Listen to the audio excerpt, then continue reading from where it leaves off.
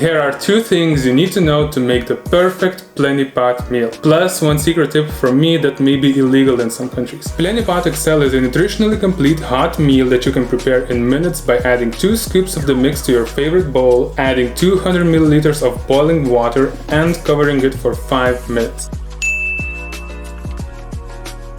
To get the nutritional consistency just right, mix the bag thoroughly before adding it to your bowl. When you open the bag instead of this, you should be seeing this. Scooping from the bottom of the bag also helps. So that's thing number 1. And thing number 2, make sure you do actually get close to 200 milliliters of water per meal. If you add too much water, it loses the delicious consistency that our R&D department works so hard on and becomes this watery soup, which honestly, if this is your thing, I'm all for it. So now for the secret tip.